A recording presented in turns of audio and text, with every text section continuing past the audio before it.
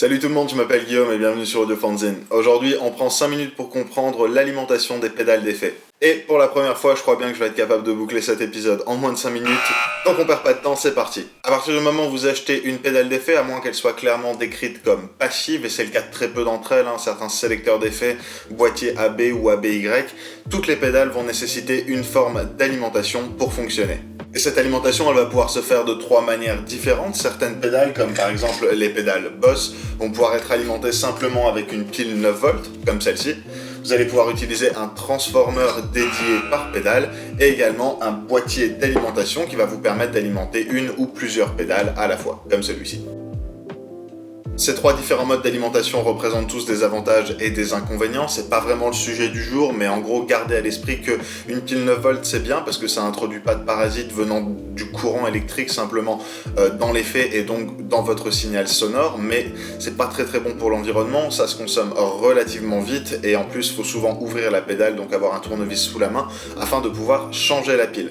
Un transformateur dédié, c'est très bien, mais ça veut dire qu'il va vous falloir une multiprise si vous voulez en utiliser 4 ou 5 différents, mais l'avantage c'est qu'ils sont isolés évidemment du reste des autres pédales. Et enfin, un bloc d'alimentation pour alimenter plusieurs pédales à la fois, c'est probablement ce qu'il y a de plus pratique, ce qu'il y a de plus stable et de plus, je dirais, facile à installer. Vous mettez ça sous votre pédalier, vous alimentez toutes vos pédales simplement en utilisant des câbles comme ceci, entre l'alimentation et la pédale. Mais l'inconvénient avec un bloc d'alimentation comme celui-ci, c'est que s'il n'est pas de bonne qualité, le courant va pas être filtré, il va pas être isolé entre les différents effets et va donc pouvoir introduire du bruit dans votre signal sonore. Du coup, j'inclus un lien dans la description de cette vidéo vers différents types d'alimentation de pédales d'effet pour différents budgets que je vous recommande.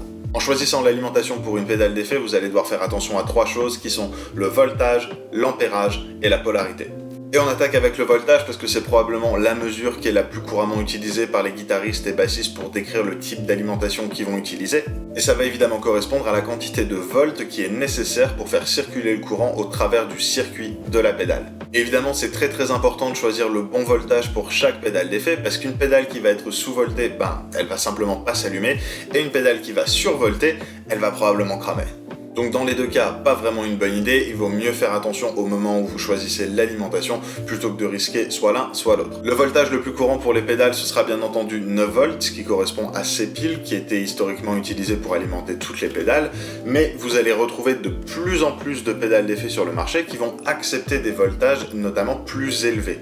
Et l'avantage de ces voltages plus élevés, c'est qu'ils vont permettre aux composants de la pédale d'avoir un seuil de tolérance un petit peu plus élevé. On parle là du headroom, et on en a déjà parlé dans la vidéo pour les overdrive distorsion. Elle doit être par là, allez la voir, elle est cool. Et donc voilà, il est pas rare de trouver des pédales d'effet qui proposent des alimentations à 12 volts, 18 volts ou autres, bien entendu, et donc il faudra faire bien attention à ça au moment de choisir l'alimentation. Le voltage nécessaire va pratiquement toujours être indiqué sur la pédale d'effet, soit sur un sticker au dos de la pédale, comme c'est le cas pour les pédales Boss par exemple, ou encore au niveau de la connexion de l'alimentation sur la pédale, sur le côté. Regardez, faites un peu le tour, mais vous allez probablement avoir l'indication directement là-dessus. Sinon, c'est une indication qui est obligatoirement fournie par le fabricant de la pédale, soit dans le manuel d'utilisation, soit sur le site internet, par exemple. Le deuxième critère à prendre en compte pour l'alimentation de vos pédales, ce sera le courant. Cette mesure, elle va être exprimée en ampères ou milliampères dans le cas de la plupart des pédales d'effet, et va indiquer la quantité de courant qui va être nécessaire pour faire fonctionner le circuit. Et petit rappel de physique de base, le voltage c'est ce qui va permettre de faire circuler l'électricité dans le circuit, le courant c'est ce qui va alimenter les composants du circuit et la polarité, on y arrive dans une minute, ça va être le sens dans lequel l'électricité circule.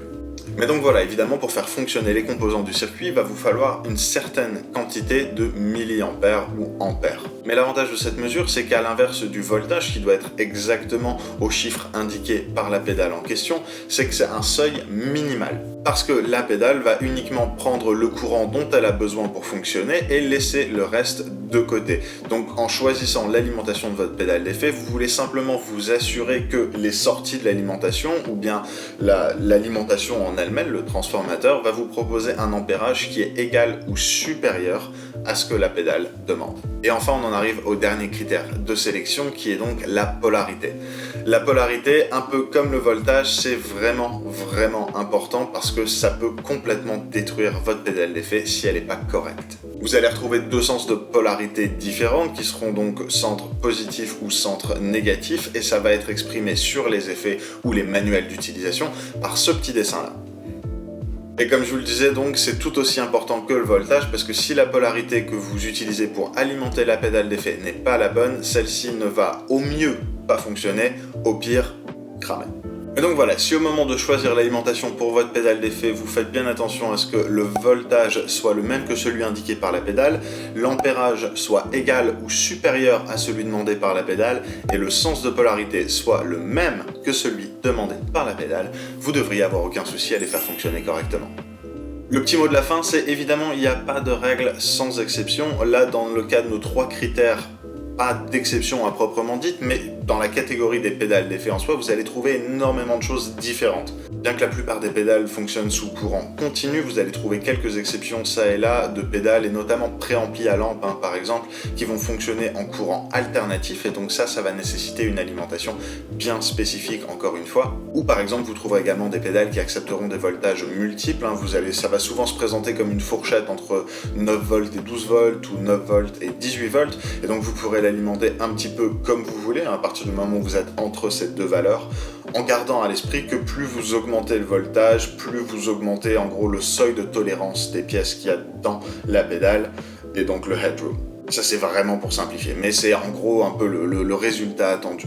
Et sur ces bonnes paroles, j'espère que, comme d'habitude, cette vidéo vous aura été utile. Si c'est le cas, n'hésitez pas à l'aimer, à la partager, à l'envoyer à vos copains qui ont besoin d'une petite piqûre de rappel, et à vous abonner à Audiofanzine pour rien louper des sorties du monde de la musique. Portez-vous bien, et je vous retrouve dans la prochaine. Bye.